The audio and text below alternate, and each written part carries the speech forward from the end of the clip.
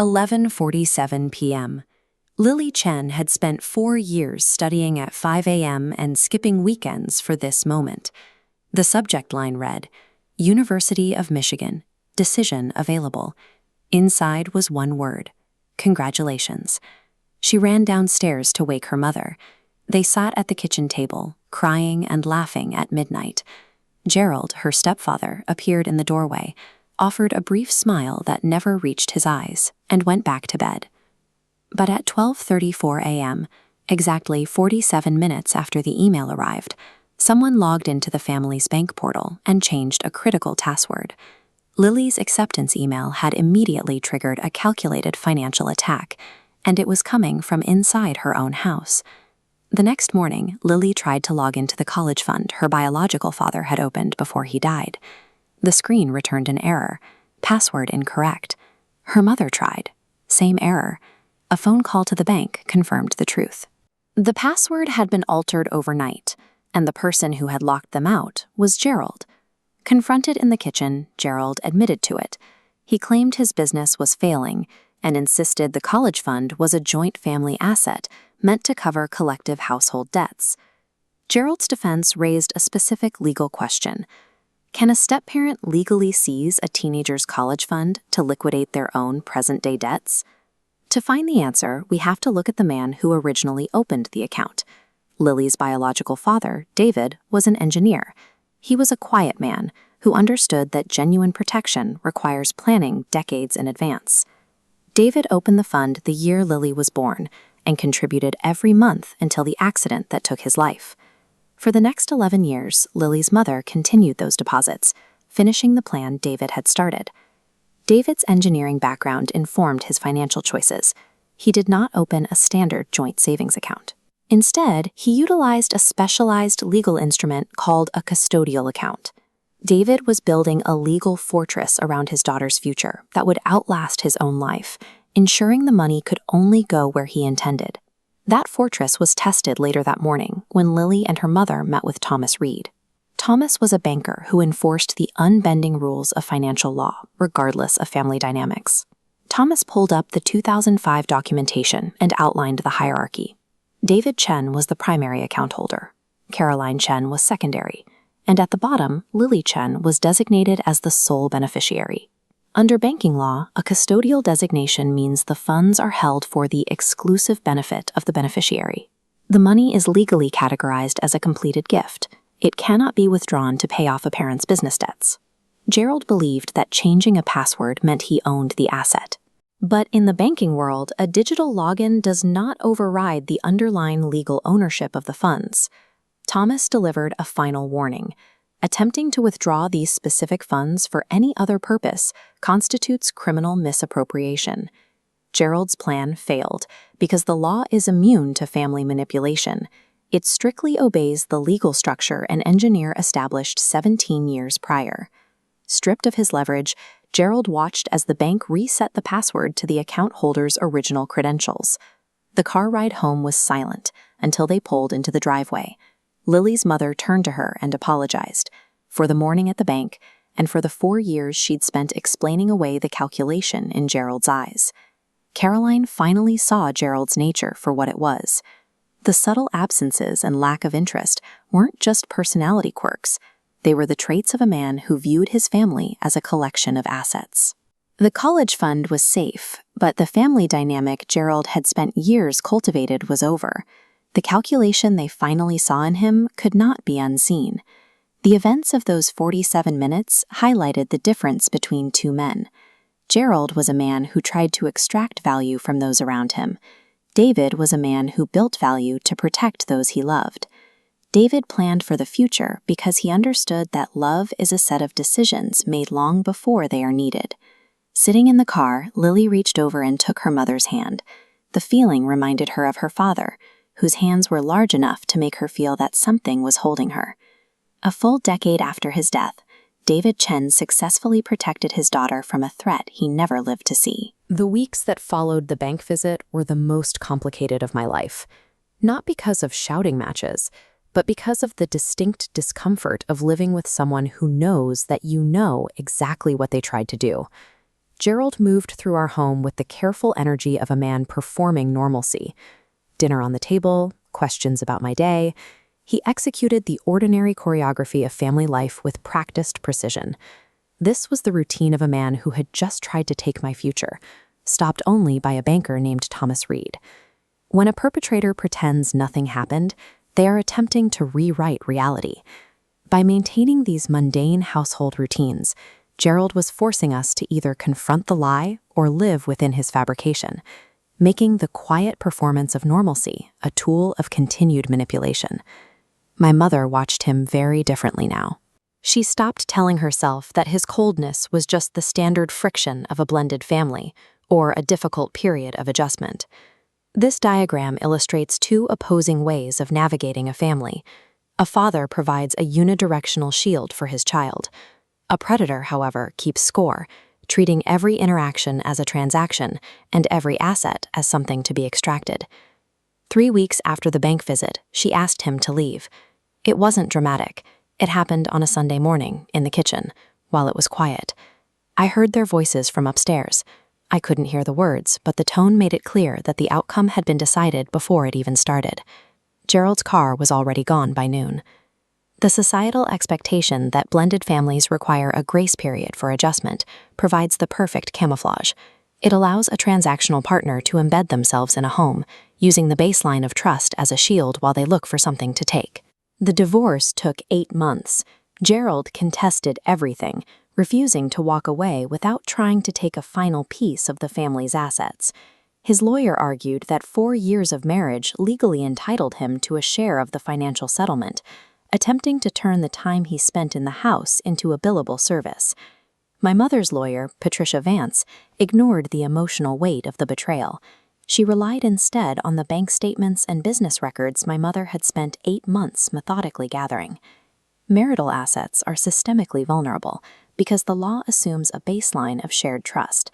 When that trust is used as a weapon, a predatory partner can use the legal system to claim funds they never contributed to. Patricia presented a timeline plotting their brief 4-year marriage against a much longer history of Gerald's hidden personal debts. Entering marriage without disclosing these liabilities is a material misrepresentation. This deception significantly weakened his claim to shared assets. The digital security log for the custodial account provided a record Gerald's lawyer couldn't explain. At 12:34 a.m. on the night of my college acceptance, the system logged a failed attempt to change the password. Facing this documented timeline of his intentions, Gerald's lawyer settled out of court. He left the marriage with exactly what he brought into it, which turned out to be much less than he had ever claimed. When an adversary relies on manipulation, emotional appeals are ineffective. A time-stamped, documented paper trail is the only defense that forces a predator to face the consequences of their own actions. By September, I was moving into my dorm at the University of Michigan. The threat Gerald posed to my education was gone. After we finished carrying the last boxes from the car, my mother handed me a folder. It contained the original documentation for the college fund my father had started. I saw my father's handwriting on the account forms, careful and deliberate. It was the signature of a man who built things to last. Underneath the forms was a note he had written the year I was born. For Lily, so that whatever happens, she will have what she needs to build her own life. Financial planning is how a parent's protective intent physically manifests in the world. It is a way for them to provide for a time and place they will never see. My father had also been a calculating man, but where Gerald looked for a score to settle, my father was looking 17 years into a future he would never see, making decisions designed to build rather than extract. He understood that life is inherently unpredictable and that love is more than a feeling. Love requires administrative foresight, decisions made in advance to protect people from things you cannot prevent. A plan he made the year I was born had successfully neutralized a man whose name he never even knew. 17 years of consistent contributions proved stronger than 4 years of deception. 4 years later, I graduated with honors. My mother was there in the 3rd row. Gerald was gone, having been removed from the life of people who no longer needed to make space for him. True love operates as a series of deliberate, proactive decisions. It is the work of building a blueprint that outlasts you, designed specifically to protect the people you love from the threats you will never meet. Welcome to The Explainer. Today, we're diving into a deeply personal, entirely true story that, honestly, is going to completely change how you think about protecting the people you love. We're talking about a midnight theft, a really calculated betrayal, and this incredible shield that was put in place literally from beyond the grave. You know, when we imagine someone trying to steal our future or our kids' futures, we almost always picture a total stranger, right? Like a break-in, a scammer, someone lurking in an alleyway. But the source material we're unpacking today, it reveals a much harder, much closer truth about where the real danger actually comes from. Our narrator shares this chilling realization. The predators in our lives usually aren't those strangers in the dark. Actually, they're often the people standing right there in the room with you. They're the ones smiling, clapping, telling you congratulations. Because, as we'll see as this story unfolds, the most dangerous actors are often just waiting, patiently, sometimes for years. They're just biding their time until you are so completely distracted by pure joy that you drop your guard. And that is exactly when they strike. Okay, let's dive into this. Section 1. A decision made in advance. So we're following our narrator, who happens to be a structural engineer, and they recently did something really, really unusual. They walked into a bank and opened a fund for a child who doesn't even exist yet. They are literally planning for a future that is entirely theoretical right now. And what makes it so crazy is that they're only 26 years old. But quietly, on just a random Tuesday, no big announcement or anything, they made this massive decision. Why? Well, they were mirroring the exact, precise steps their own father took the very year they were born. It's this incredible generational cycle of protection. And I love this because it brilliantly illustrates a total paradigm shift in how we think about care. Usually, we think of the conventional view, love is just a feeling, right? A warm, fuzzy sentiment. But the narrator's inherited definition is so much stronger. Love as a set of hard, concrete decisions made way before you're ever actually needed to make them. It takes love and transforms it from just an emotion into this proactive, ironclad plan that you execute long, long before danger ever even shows up at your door. Which brings us to Section 2, 47 minutes. Now, to understand why having this proactive plan is absolutely crucial, we have to talk about a guy named Gerald. Gerald was supposed to be a trusted figure, but he was secretly just calculating in the background. Picture this. It's a night of total celebration. At 11:47 p.m., a college acceptance letter arrives for our narrator, Lily. The whole house is thrilled, totally distracted by the joy of the moment, and eventually everyone drifts off to sleep. But at 12:34 a.m., right under the cover of night, Gerald makes his move. 47. That is the exact number of minutes it took. A mere 47 minutes for Gerald to act on 4 entire years of waiting. Think about that. 4 years of smiling in the same room, just waiting for this specific moment of vulnerability.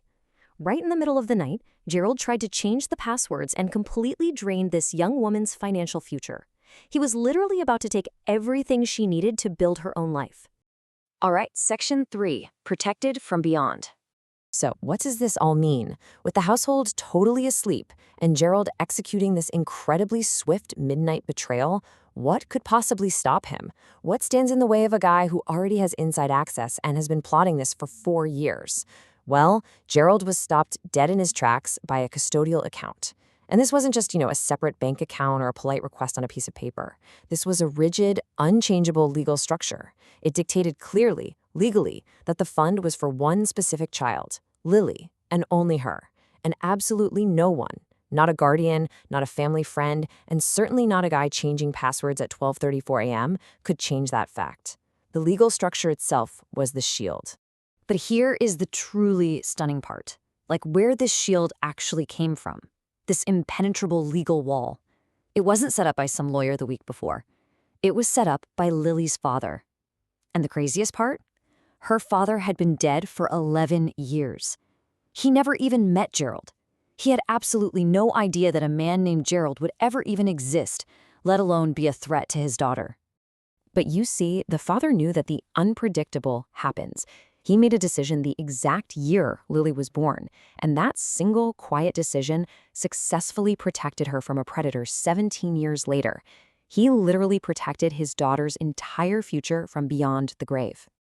Just listen to the note Lily's father left with it. It says, for Lily, so that whatever happens, she will have what she needs to build her own life. Today, our narrator, Lily, carries a copy of this exact note in her wallet, just like her mother carried hers. It's the ultimate physical reminder of a parent's protection, tangible proof of a love that saw danger coming and made a plan for it. Let's move into Section 4, Love is a Plan. Because Lily's story isn't just some crazy anecdote. It's a direct lesson.